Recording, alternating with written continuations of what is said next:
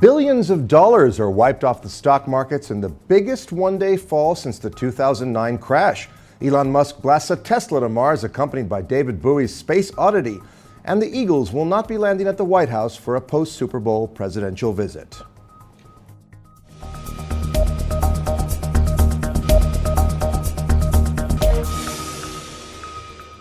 Hello and welcome to today's edition of Mexico News Network's Breaking News Business. I'm your host, Joseph Garza.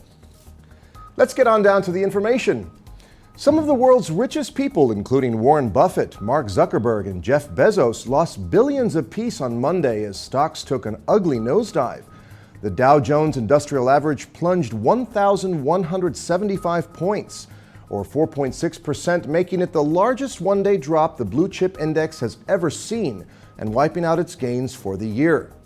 The S&P 500 and NASDAQ also fell by about 4% each on Monday. Warren Buffett was hit the hardest by the sell-off. The drop shaved $5.3 billion off his net worth in just one day. Facebook CEO Mark Zuckerberg was next in line, shedding $3.6 billion, or 4.7% of his net worth, as shares of his social media company dropped 5%. Amazon's Jeff Bezos, the richest person on the planet, saw his fortune drop $3.2 billion. He is still worth an astounding $115.7 billion, which puts him $25 billion ahead of the second richest person on the planet, Microsoft co-founder Bill Gates. European markets followed Asian markets as they lowered on Tuesday as investors continued to dump shares following the sell-off in the US, London, Frankfurt, and Paris.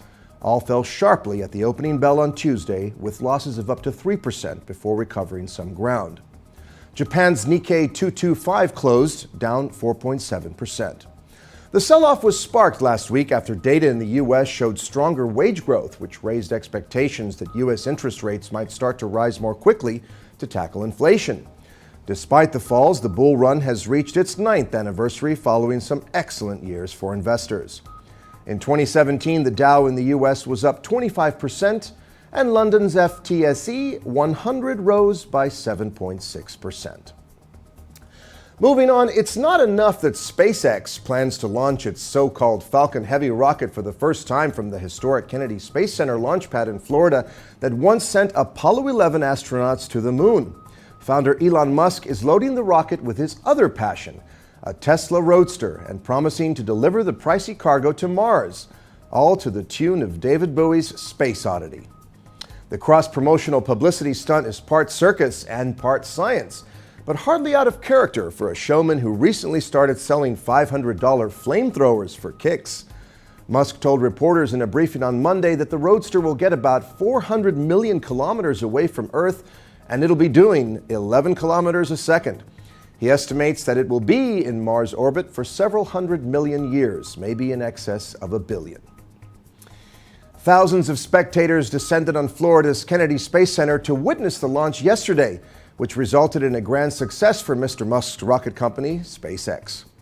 For all of Musk's products and pursuits, from electric cars and space to linking human brains to computers to a tunneling company and concerns over the rise of artificial intelligence, there is nothing quite like the Falcon Heavy, the most powerful American rocket since the Apollo-era Saturn V.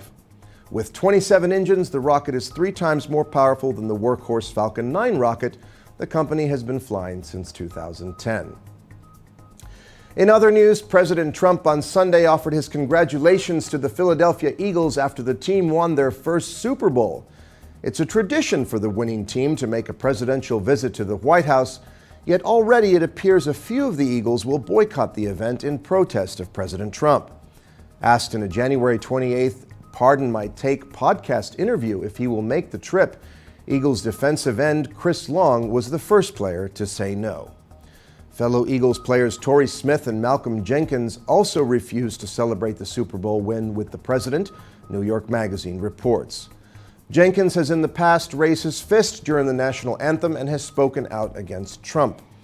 The decisions come after President Trump last year ignited controversy when he targeted players who kneeled in protest during the national anthem. Trump last year called for the NFL to implement a rule requiring that players stand during the anthem, saying that kneeling was disrespectful to the country's flag and its military. Smith said last week that the players aren't protesting the anthem itself, but rather are protesting during the anthem. He said he understands why people may be mad or offended when someone takes a knee. And finally, let's turn to the markets. The Mexican peso increased 0.0676 or 0.36% to 18.6696 in the previous trading session. The IPC Mexico decreased 1,091 points or 2.16% to 49,305 from 50,396 in the previous trading session. This was all for today, folks. Thank you again for staying with us. I'm your host, Joseph Garza.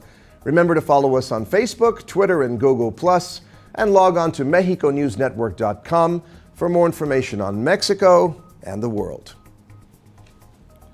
Until next time.